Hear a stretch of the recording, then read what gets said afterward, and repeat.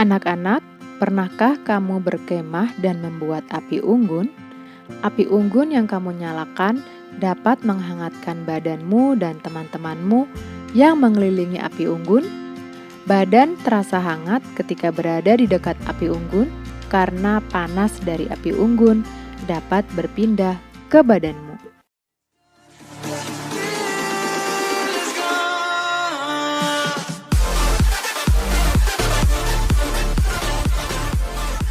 Peristiwa tersebut tadi membuktikan bahwa panas dapat berpindah. Perpindahan panas dapat terjadi dalam jarak yang jauh. Contohnya, perpindahan panas adalah perpindahan panas dari matahari ke planet kita.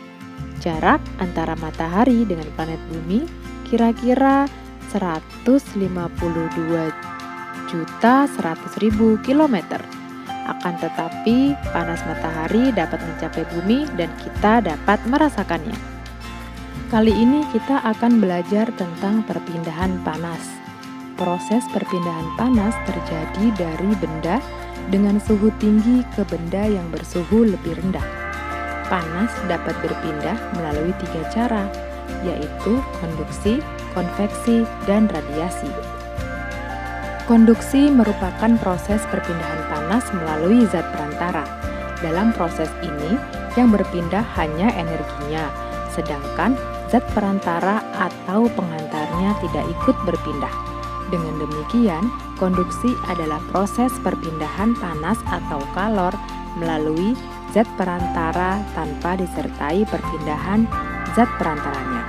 Oleh karena itu, perpindahan ini juga disebut perpindahan panas secara hantaran. Jenis zat perantara dalam konduksi berupa zat padat.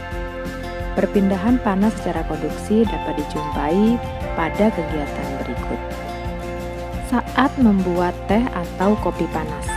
Saat mengaduk gula pada teh dan kopi, sendok yang kita gunakan untuk mengaduk gula menjadi panas akibat perpindahan panas dari air ke sendok tersebut. Kegiatan menyetrika dan menggoreng.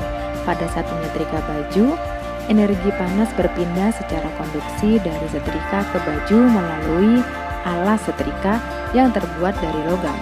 Pada kegiatan menggoreng, energi panas minyak goreng berpindah secara konduksi ke tangan melalui spatula yang terbuat dari logam.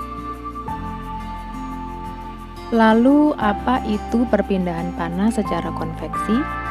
Perpindahan panas secara konveksi adalah perpindahan panas melalui zat perantara yang disertai perpindahan zat perantaranya. Dengan demikian, yang berpindah energi dan zat perantaranya. Zat perantara pada konveksi umumnya berupa zat cair dan zat gas.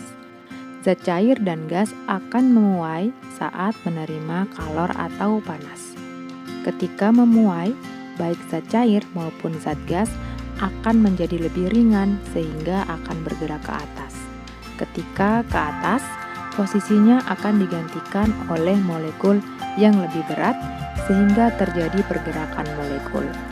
Dalam peristiwa ini, terjadi perpindahan energi dan zat perantara sehingga perpindahan panas secara konveksi disebut juga perpindahan secara aliran. Contoh perpindahan secara konveksi dapat dijumpai pada kegiatan berikut. Contoh konveksi yang pertama saat menggoreng. Minyak goreng di dasar wajan mendapat panas terlebih dahulu dan memuai. Minyak panas tersebut akan bergerak ke atas dan digantikan oleh minyak yang lebih dingin di atasnya yang bergerak ke bawah.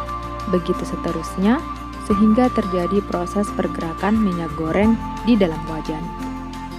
Contoh konveksi yang kedua adalah perebusan air. Air di bagian bawah panci akan panas terlebih dahulu dan bergerak ke atas.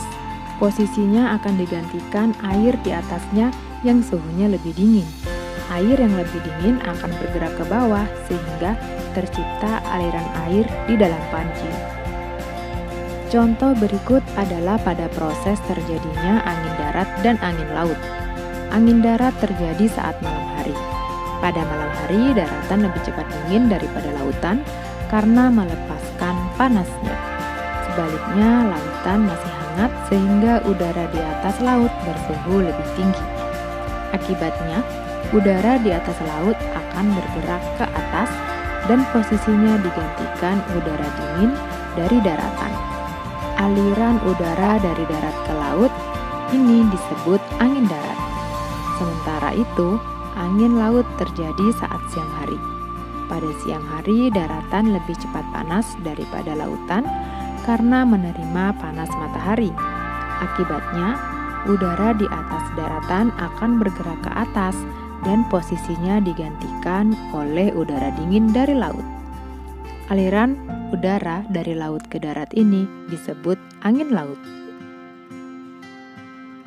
Contoh keempat adalah penggunaan cerobong asap pada pabrik dan ventilasi udara pada rumah. Cerobong asap digunakan untuk mengalirkan udara panas hasil pembakaran mesin pabrik ke lingkungan. Ventilasi udara berguna untuk mengalirkan udara panas baik dari dalam ke luar rumah maupun sebaliknya.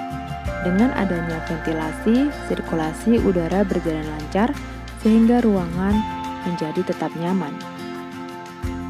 Selain melalui perantara, kalor dapat berpindah tanpa melalui zat atau media perantara. Perpindahan kalor yang tidak memerlukan zat perantara disebut radiasi. Pada perpindahan panas ini, kalor dipancarkan dari sumber kalor atau panas. Dengan demikian, perpindahan kalor secara radiasi disebut juga pancaran. Contoh perpindahan kalor secara radiasi adalah sinar matahari yang memancarkan panas ke bumi. Sinar matahari sampai ke bumi tanpa media perantara.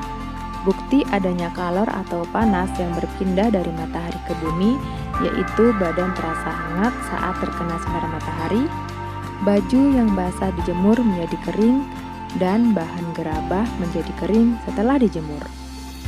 Contoh lain perpindahan secara radiasi adalah pada tungku perapian dan api unggun.